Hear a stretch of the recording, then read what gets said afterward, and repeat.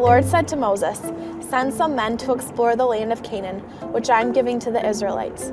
At the end of 40 days, they returned from exploring the land. They came back to Moses and Aaron and the whole Israelite community at Kadesh in the desert of Paran. There they reported to them and to the whole assembly and showed them the fruit of the land.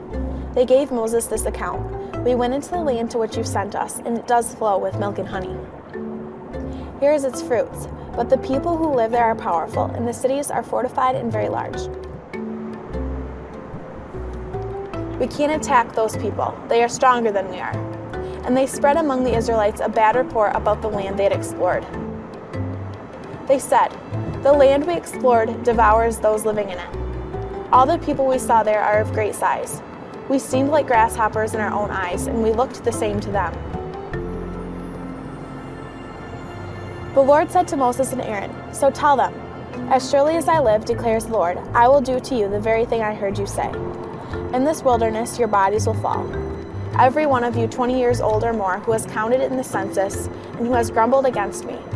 Not one of you will enter the land I swore with uplifted hand to make your home. For 40 years, 1 year for each of the 40 days you explored the land, you will suffer for your sins and know what it is like to have me against you."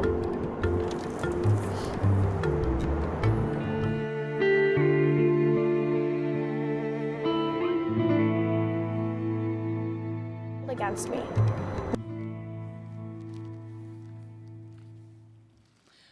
Well, good morning, everyone. So, during the school year, I often am able to take Fridays off because obviously, for some reason, I work on Sundays, and so Friday, Saturday is my weekend. And usually on Fridays, I'm able to go run errands and get things done and do the shopping if it needs to be done, clean up the house. Jen says I don't do enough cleaning, but I do the best I can. But now that it's summertime and Macon's not in school, I have Macon on those Fridays, which changes the nature of getting all that stuff done up a lot, because Macon, for whatever reason, probably because he's my child, doesn't particularly love running errands. So this week, and I'm trying to get him used to this stuff, we go to Lowe's. It's a man's store anyway. You walk into Lowe's and you get all these things for all your projects at the house. I don't know. And so we do that. The problem is that as we were walking out of Lowe's, I forgot where we parked. And it's not that big of a parking lot. This shouldn't be that big of a deal. But you know how when you walk out of things, nothing in Lowe's really fits into one of those tiny grocery bags. So you're like carrying all this stuff in your hand, and you're like asking your 6-year-old to stay very close behind you. And you're walking up and down all these aisles in the summer heat trying to figure out where your car is. And eventually your 6-year-old figures out that you don't have a clue what you're doing. And then he starts getting a little scared and worried that, oh no, we are never going to find this car, right? So now you're holding all these things, you're going up and down the aisles in the hot sun with your 6-year-old right behind you, screaming at the top of his lungs, afraid that we're all going to die. Now, long story short, we did in fact find the car, believe it or not. And it was very close to where we walked out, so I have no idea how we missed it. But we found it. And I tell this story because sometimes the journey you're on takes a little aside, right?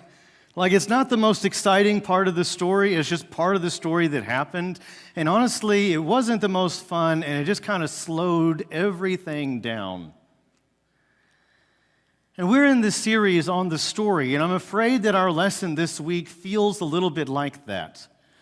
We've launched this story about God and humanity coming back together and how God has chosen one man, Abraham, and through him birthed this nation. And this nation he brought out of slavery in Egypt, made it his own through a guy named Moses. He gave them the law, he gave them the sacrificial system to teach them who he was and what he was about and how he could bridge the gap between them that we call sin. And he put it all together, and it seems like the story should really advance at this point. They should get out of the desert, go into the promised land, take it over, become this nation, and finally all that God has been planning to do will take place on earth. But unfortunately, they're going to go through a season of wandering. If you know the story, they didn't just lose their car. They got lost in the wilderness for about 40 years. A whole generation of people, meaning that God's plan didn't really go anywhere, so to speak. It feels like an aside. And for 40 years, they're wandering in the hot sun before anything really seems to happen. I want to throw one more thing out there. Have you ever been in a place in life where you felt like you were just kind of wandering? You didn't really know where you were going. You didn't really know why you were there. It seemed like an aside from your story, like, I should be doing something, but I'm just sort of stuck out here in the middle of nowhere for a while, not even knowing my purpose. Have any of you ever gone through a season of wandering? I have. And I say that because I think there's something to take from this story, both for Israel collectively and for us in our own journeys. And I guess what I want to talk about is, how do we avoid those seasons of drifting? How do we avoid the wandering? How do we avoid suddenly losing our way and spending years away from God's plan for us? And I want to think about that as we go through the story this week. So in answer to that question, I've got the typical 3 things, okay? I know that's kind of a standard sermon. I don't usually do real standard sermons, but today we're going to do a standard sermon, okay?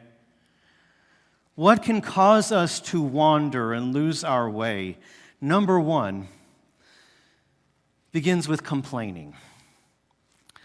I hate to say that because I like to complain, and I like to vent, and I like to tell people all the things that are going wrong in my life. And this is definitely an issue for the Israelites. We already kind of experienced it the last couple weeks as we talked about God's provision, but it doesn't get any better. So for instance, if you were to jump down to Numbers chapter 11, we see that what had begun before with their complaining about things only got worse. Numbers chapter 11, I'll just begin in the first verse. What does it say? It says, now the people did what? Complained.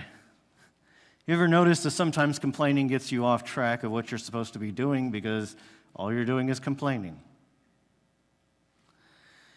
Now the people complained about their hardships in the hearing of the Lord. God, why do I have to carry all this stuff through a hot parking lot with my son screaming behind me to find this car I lost? They're complaining about their hardships. Jumping down a little bit to verse 4, just to kind of bring all this together, it says, the rabble with them. I love that description, the rabble. What does that mean? It means all those other people, all the rowdy ones, all the ones that never really stopped complaining, the rabble. I need to use that word more. I like that word. The rabble with them began to crave other food. And again, the Israelites started wailing, that is another word for complaining, and said, if only we had meat to eat. We remember the fish we ate in Egypt at no cost. Why did they get their food at no cost? They were enslaved. That's how they remember their time in slavery.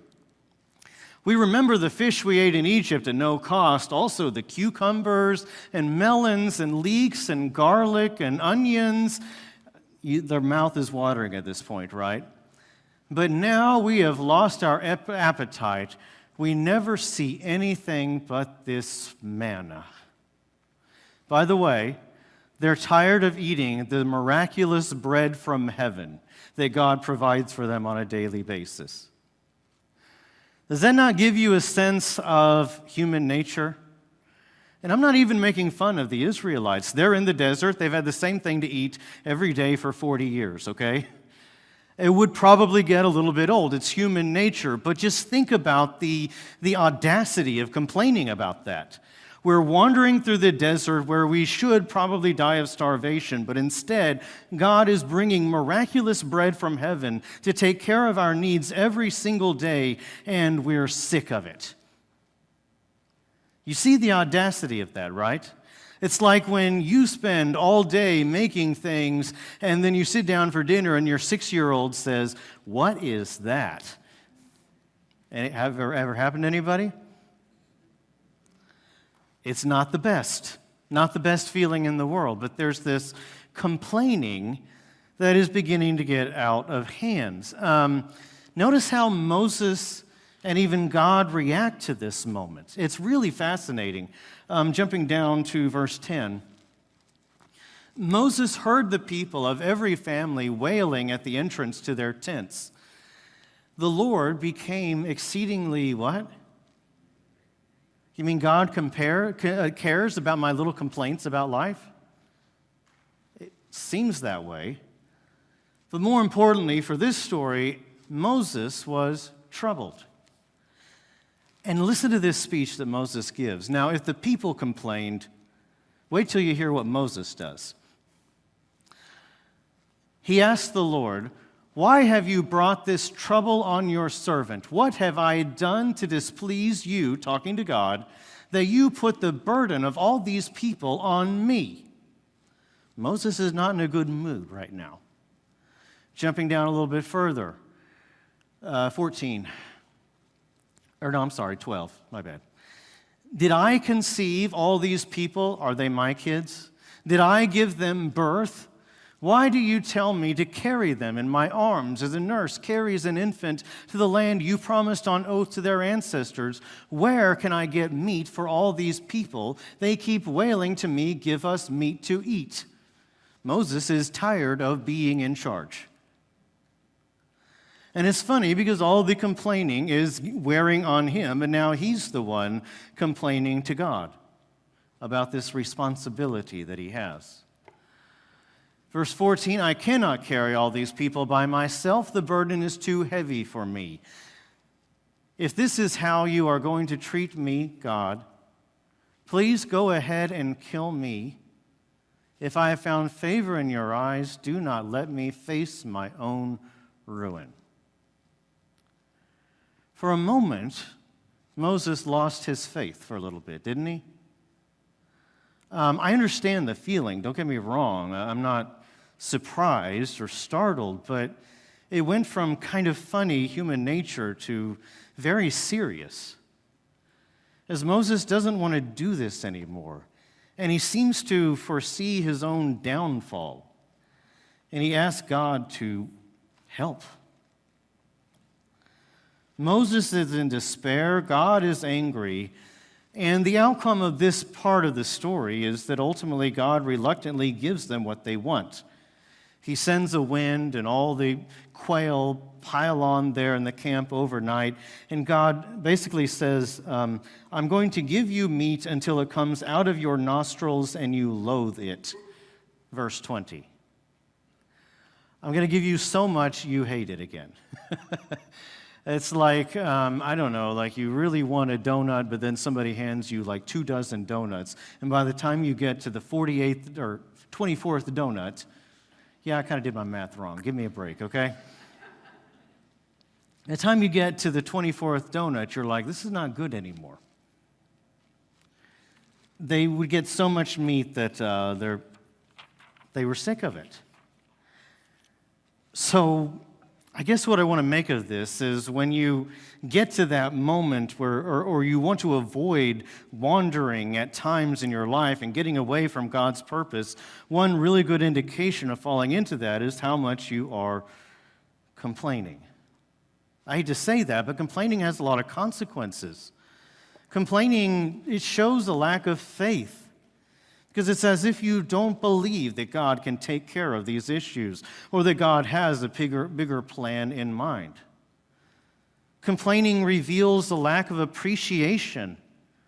And when you really stop and think about all that we have and all that God has done for us, there's a lot to appreciate. And to deny that and instead complain all your life is to show that you don't understand that. You don't appreciate what you have and how little you deserve or have earned. It puts you in a position of being this negative victim of everything that is somehow not your fault. Complaining pulls everyone down with you. Complaining is as contagious as yawning. It's unbelievable. You complain and everyone will complain with you, and then everyone will be brought down. And eventually, even the leaders themselves, like Moses, get brought down. It pulled him down. Complaining takes you away from God's plan because God, it's not that He cannot, it's that He won't use you in that mindset, in that attitude. When all you have is complaining, how is God supposed to turn that into a servant for Him? It takes you out of the plan and it leaves you wandering for a while. Because as long as you complain, you're not living the life God called you to live. And that's unfortunate. If you want to avoid getting lost, avoid complaining. It goes actually a little bit further. I felt like I wanted to share this part of the story as well. Later, all that negativity now falls onto Moses' closest people, his brother Aaron and his sister. Anyone remember her name? Miriam. Even Aaron and Miriam begin questioning Moses. Remember, he was worried about his own downfall? Well, there's reason for that, because eventually they come to have problems with Moses as well. You're now jumping down to chapter 12 and verse 1 and 2, and you'll see this. Miriam and Aaron began to talk against Moses because of his Cushite wife, for he had married a Cushite. In other words, they have a problem with who he married. Any families ever have any issues about that? They don't like who he married. And then they say this famous words. Has the Lord spoken only through Moses, they asked. Hasn't he also spoken through us? What's the implication of that? Isn't God also with us? Maybe we should be in charge, I mean, we're smart. God talks to us too. Maybe we should have some say in this. I mean, after all, look at what he's doing. We could do that. And the Lord heard this. To make a long story short, all this negativity is getting contagious in the camp. It's not going well. There's almost rebellion against Moses himself. And eventually, God overhears this little subtle in the shadows conversation and brings it to light. And eventually there's this dramatic moment where Moses calls his brother and his sister together and they have a little family powwow, and God then creates this disease in Miriam, who then becomes leprous. She gets leprosy for a moment. Her skin changes its texture and color. And she and all of them are so scared that Moses actually begs God to heal her. He does, and then they start as if nothing happened. Isn't that what families do, right? Nothing happened. It's a scary moment, but it shows you the negativity that is spreading throughout. So the negativity, the complaining, all of that leads to wandering to some degree. But there's another level of this that really is the key thing that messes them up for this season. Number 2 thing to avoid if you want to avoid wandering is cowardice. Cowardice. Cowardice also reveals a lack of faith. Because when you're not bold and you're not willing to take the steps that God calls you to make, then ultimately you're just waiting until you get that courage. You're just sitting around in this place of no action and wandering in a desert instead of believing that God can take you where you need to go. And this is exactly what happens in that community. So here's what happens. They're wandering through the desert, and they are right on the verge of possibly beginning to make their move into the land God promised them. And if you didn't know, there are already people living in that land, which means that getting into that land is going to be tricky, and there's the possibility of warfare in the future. And so they did what would be done at the time. They send out spies. 12 spies, and they are to walk around the land, kind of stay hidden, stay in the woods, the trees, or the rocks, I don't know, and just sort of look around and come back and deliver a report to everyone so that they can get some ideas of how they're going to move forward and take the land. It's really interesting because when they come back with their report, things get really bad. So now we're jumping down to Numbers chapter 13, verse 26. So I'm going to do my best to kind of show you how this day goes because it's really, really bad. This is kind of the pivotal moment in this section of the story. So if you've been asleep for the first part, let's maybe focus in now, okay? But this is key. So chapter 13, beginning of verse 26, they're bringing back their report, and this is what they say. It says, they came back to Moses and Aaron and the whole Israelite community, these spies, at Kadesh in the desert of Paran. And there they reported to them and to the whole assembly and showed them the fruit of the land. They actually picked off some of the crops to show people, this is how good the soil is, and this is the kind of crops we can get from it. Then verse 27, they gave Moses this account. It says, we went into the land to which you sent us, and it does flow with milk and honey. Here is its fruit. Milk and honey is just a phrase that they use to describe a thriving area. It's to say that they have so many crops that the fruit is delicious, and the milk they get from, I assume, cows, goats, probably goats, is delicious. It's just saying it's overflowing with all the things that you would want. In other words, it's fruitful and it's thriving. Verse 28, but the people who live there are powerful, and the cities are fortified and very large. Point being, it would not be easy to take these cities. We even saw descendants of, what's it say, descendants of who? Anak there. Now, if you know anything about your Bible history and things of that nature, you may know, but let me just go ahead and tell you the implication of this is we were walking around and we saw giants, 10 foot tall, we were scared. I'm telling you, we can't take these cities. We can't take they're fortified. They got the large walls and the people there. They make me look tiny. I look tiny anyway, but they really make me look tiny, okay? There are giants living there is the implication of what they're saying. And this really causes an issue. People hear this and they respond. In fact, they are so afraid that the whole town, the whole camp is in an uproar. Basically, they tell the people, we can't do this. And the people believe them. The only exception, or actually two exceptions, we'll find out later on, are a guy by the name of Caleb and a guy by the name of Joshua. And they play an important role in the future. They were the two spies that came back, tried to make things right, and said, no, God can do this, and so we will be okay. In fact, here's their speech, jumping down to verse 14, verse 6.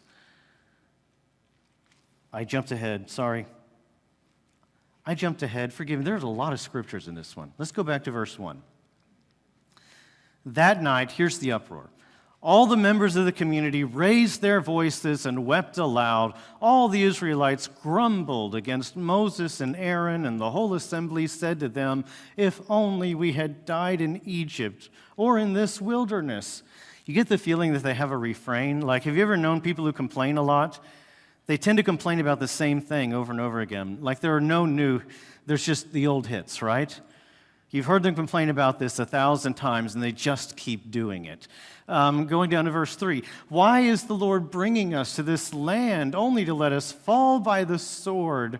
Our wives and children will be taken as plunder. Wouldn't it be better for us to go back to Egypt? And they said to each other, we should choose a leader, which means who's not their leader anymore, or God, and go back to Egypt. That's their plan. These people are too big. We need to go back home. This was not worth our time. Major, major uproar. You can feel the tension. Now, this is where Joshua and Caleb try to bring things back on track.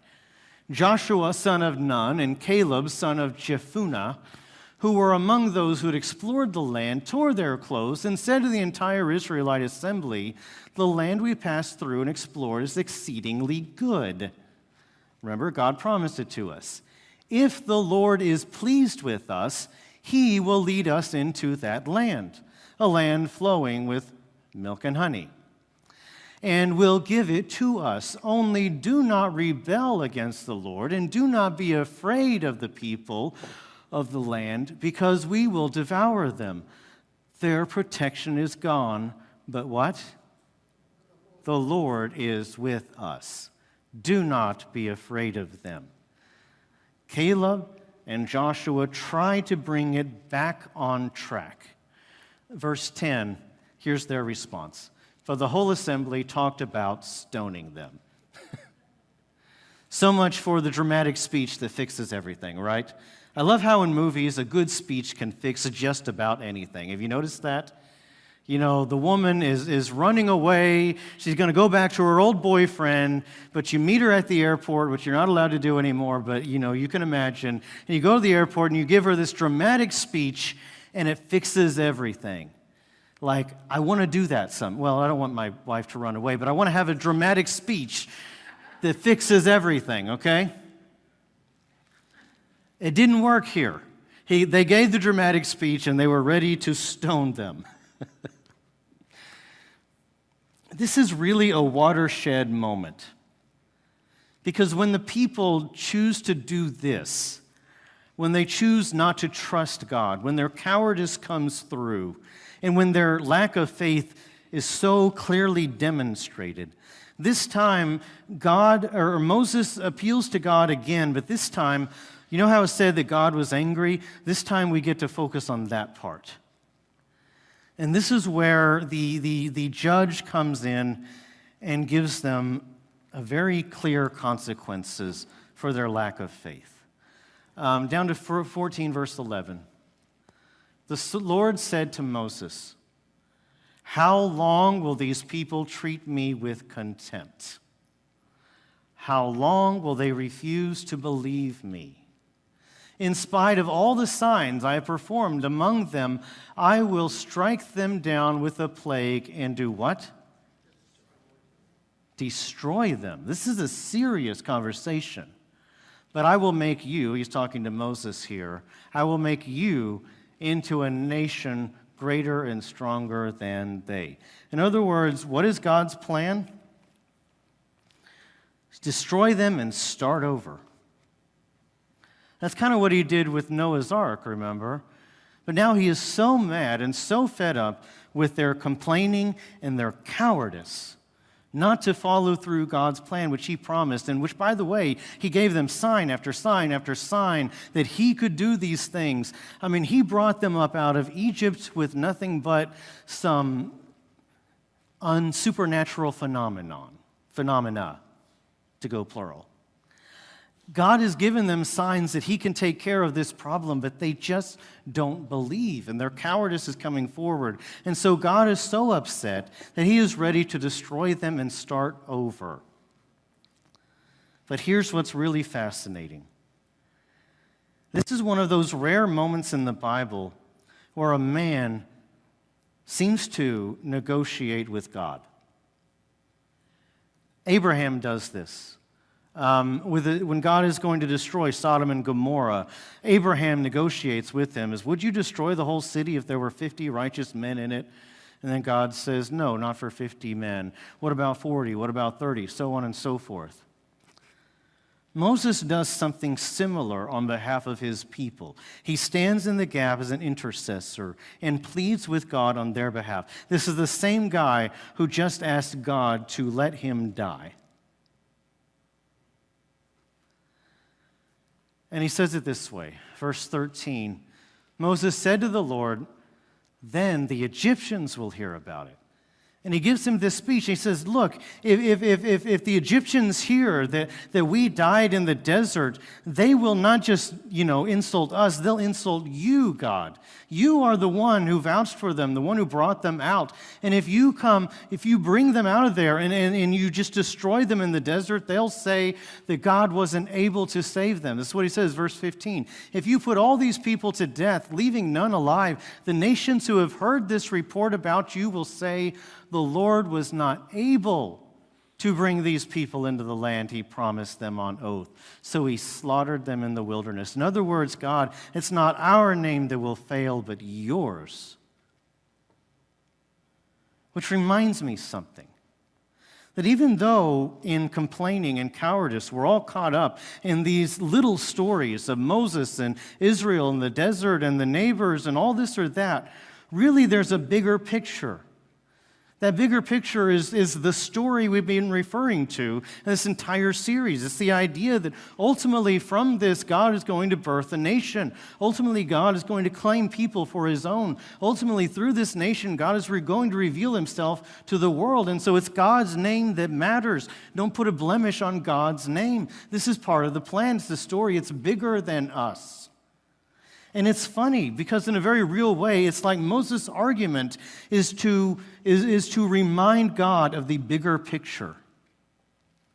Isn't that odd? But I want to, for the thinking person, who's really reminding whom of the bigger picture here? When Moses prays, is he not reminding himself?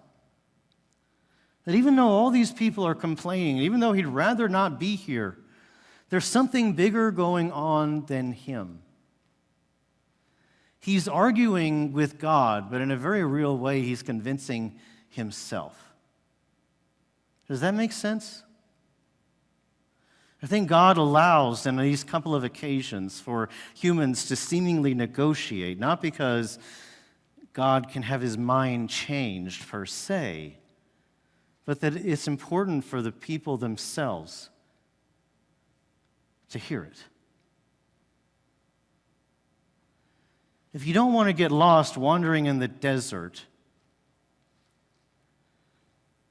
don't complain all the time and have this bitter spirit about you. And don't be cowardly, where you can't take bold steps in what God has made for you, not trusting him. That only leads to delay and slowness and a wandering where you don't want to be. So finally, like a judge, God gives them the ultimate sentencing. Verse 20. The Lord replied, I have forgiven them as you asked, to Moses here. Nevertheless, as surely as I live and as surely as the glory of the Lord fills this whole earth, that's an oath formula there. Not one of those who saw my glory and the signs I performed in Egypt in the wilderness, but who disobeyed me and tested me 10 times, those people with their cowardice and their complaining, not one of them will ever see the land I promised on oath to their ancestors. No one who has treated me with contempt will ever see it. This is the sentence. This is the watershed moment. This is when it's revealed that this group out in the desert, because of their complaining and because of their cowardice, none of them are going to actually get there. The plan is on hold. We're going to wander a while, and then we'll get where we're going. They are sentenced to a period of delay. And they lose an entire generation because the attitude of that generation displayed no faith. And because of that, God can't or won't use them. Have you ever been in a place where God was calling you to do something, but you didn't want to? Have you ever been afraid, or it felt intimidating, or you didn't want to go that next step because you know it's a lot more dangerous out there and a lot safer here, and I don't know how that's going to work out, and I don't have all the plan, and I haven't figured it out, and I need to think about it some more, but whatever it's going to do, I'm going to stay here for a little while until we figure out that plan because I don't want to take that next step because going out there would require trusting something bigger than me, and I don't trust anything bigger than me. Have you ever been there? And if you haven't, you might be someday. Faith requires bold steps, and cowardice will only delay you. But there's one more thing. If we want to avoid being lost wandering in our lives with no purpose or meaning or no way to follow through with the plan God made, not only do we avoid complaining and we avoid the cowardice, but there's one other thing we need. We may be lacking in self-control. Now, unfortunately, we live in a world where everything is given to us instantaneously, and self-control is becoming rarer and rarer. It is so hard to wait, so hard to delay our gratification. And the idea that we can get anything we want, wherever we want it, whenever we want it, is just an unbelievable technological change of our time. But it's a challenge morally, spiritually, and in every other way. Amazon will get you whatever you want in 2 days or less, right? Well, 3 or 4 or 5, depending on where you live. You can look up a piece of information in about 30 seconds. I can say something, and you can disprove me before I get done with the sentence, okay? It's amazing how instant things are. And this lack of self-control comes into play in our story for at least one person. And believe it or not, that person is Moses. So later on in the story, they start back in that same old series of complaints that you've now heard several times. We're jumping down to chapter 20 here, and I'll just begin in verse 3. They say this, they're bothered by, it's the water thing again. They don't have any water. And so it says they, the people, the rabble, if you will, they quarreled with Moses and said, "If only we had died when our brothers fell dead before the Lord. Why did you bring the Lord's community into this wilderness that we and our livestock should die here?" By the way, this is like the new generation. Like the new generation is almost the same as the old generation. We keep going. "Why did you bring us out of Egypt to this terrible place? It has no grain, nor figs, or grapevines, or pomegranates, and there is no water to drink." It's the same old, same old. We have heard this 1,000 times. There's nothing new under the sun. They're complaining to Moses, but in this particular case, it seems that Moses is in a particularly bad mood. So Moses calls out to God, and God says, "Okay, fine.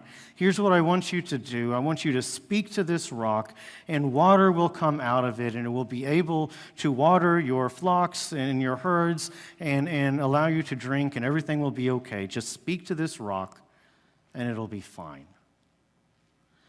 But like I said, Moses is in a particularly rough mood, and although it's subtle, we get a clear indication that something goes wrong.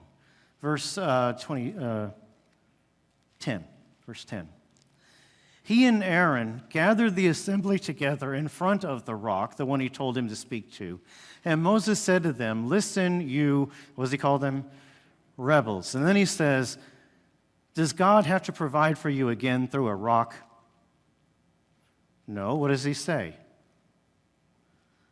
Must who? We. Must we bring you water out of this rock?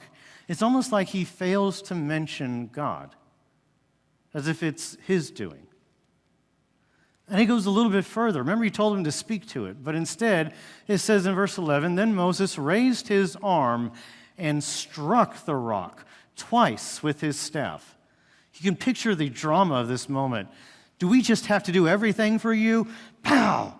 Pow! Water gushed out, the community and their livestock drank, and it seems almost subtle, but we are clearly told in the following verses that Moses gets a consequence for this. It says, Moses, you didn't honor me, and because of this, you won't be able to make it into the promised land either. And it's a sad moment because Moses has done so much, and it seems to our moment, it seems small. But this moment is significant. And Moses, just so you know the end of the story, and I'm not going to really tell this story fully today, but he is able to go up on a mountain and overlook the promised land. He gets to see it, but not enter it. And ultimately, he dies up on that mountain, and they seem to make a point of making sure no one knows where he's buried. They don't want to turn him into some God-like figure. He only gets to see it, but he doesn't get to go in. And the implication of this is seemingly that in his anger and in his frustration, he lacked the self-control to do it the way God said. He lacked the self-control to give God the credit for it. And ultimately, his anger came through, and he lacked self-control, and it cost him dearly. And I don't know about you, but I do know that in this life, lack of self-control can take you off God's path in tremendous ways. It's not even hard to imagine. I'm not even sure I have to spell it out for you. But if you lack self-control, you can ruin a marriage, okay? If you can't control your mouth, you can put your kids through an awful lot. If you lack the self-control with your finances, you can put yourself into modern-day slavery to your debt. If you lack self-control, you may never get the career that would allow you to have the freedom, and you may be enslaved to a really hard way of living the rest of your life. If you lack self-control, you can in so many ways be taken off God's path for you that sadly, you're going to regret it later on.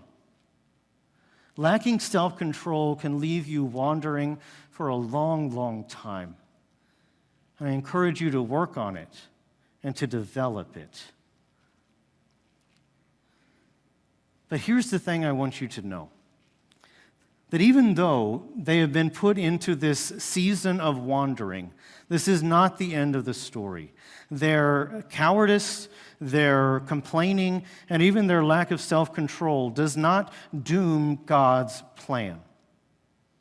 Because wandering doesn't mess up the destination, only the timing. And God can work in whatever timing He wants, right?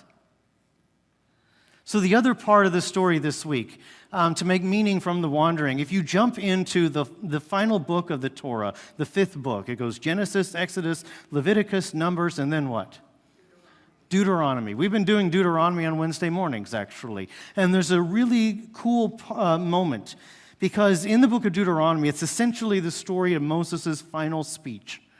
Like it sets you up at the beginning of the book that they're all gathered on the precipice of entering into the promised land, basically at the banks of the Jordan River. And once they cross that river, they are into the formal part of the promised land, and everything will change. But before that can happen, Moses gets up and reminds them of everything that they've been through, including the mistakes.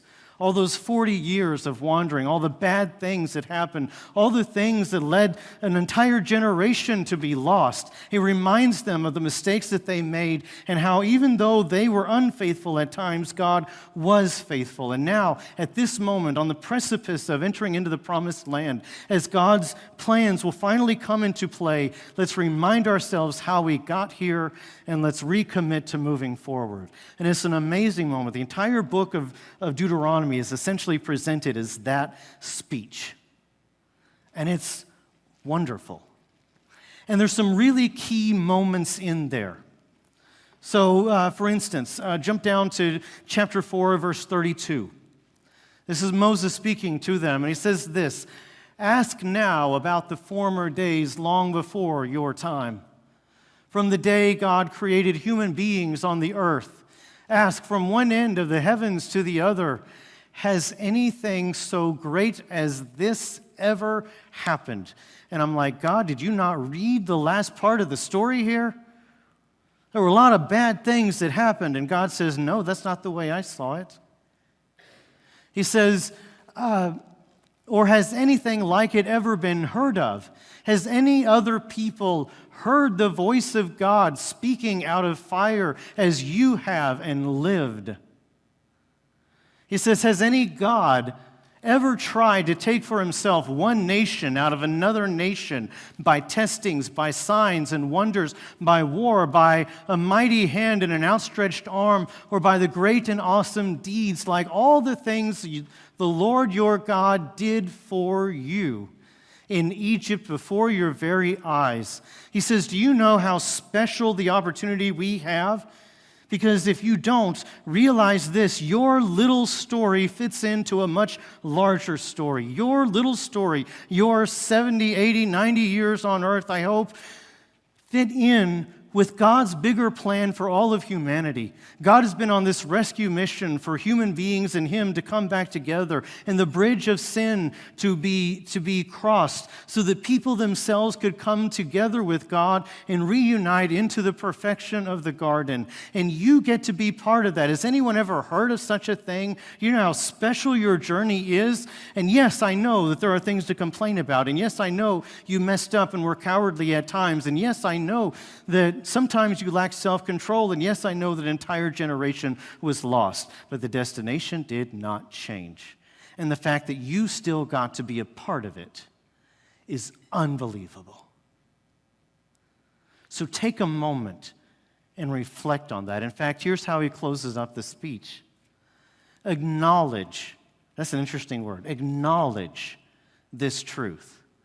Acknowledge and take to heart this day that the Lord is God in heaven above and on the earth below. There is no other. Keep His decrees and commands which I'm giving you today, so that it may go well with you and your children after you, that you may live long in the land the Lord your God gives you for all time. We have the privilege of working our little tiny story into God's bigger story. And if we're not careful, we may wander for years, never really advancing further into His plan. But if we watch our complaining and our attitude, if we choose to be bold and take the steps He calls us to make with courage, and if we learn the self-control and discipline it takes to achieve those goals, we may in fact find ourselves on the precipice of the place God called us to be. And someday we're going to walk in. It may not be today or tomorrow, but someday we will. That is the hope that comes. Yes, a wandering season is a terrible thing, but on the other side, God's plan still ultimately prevails. No people have ever ruined God's plan, ever. They may have slowed it down a little bit, but never has anyone derailed what God wanted to do. And how lucky are we that we get to be a part of it. So here's our application. Number one, read chapter 7 of the story. I believe we're going to get into Joshua and how he follows up Moses and taking the promised land and all of that. But number two, in light of all that we've talked about, work on developing gratitude, courage, and self-control. Because doing so will allow you, together with faith, to avoid seasons of wandering and meaningless in your life. When you develop a sense of gratitude, when you have the courage to take the steps God's given you, when you have the self-control to not derail yourself, often God can do a lot with that. And if you want to avoid wandering in the desert for years of your life, develop those things. Sometimes we spend too much time as preachers talking about do this, do that, and that's good. You need to apply it. But sometimes we need to work on becoming this and becoming that. Because if I read the Bible, it's largely interested in transforming our hearts and making us become better people. Hence the fruits of the Spirit: love, joy, peace, patience, kindness, goodness, faithfulness, gentleness, and, what was that last one? Self-control. Those fruits of the Spirit are the goal. It's not what can I do for God, it's how do I become more like God? So think of those virtues, develop those things, and you will find yourself on the path and the way God wants to use you. If you don't, you may wander for years. And that's not to mean that the end of the story is bad. It's just slowed down.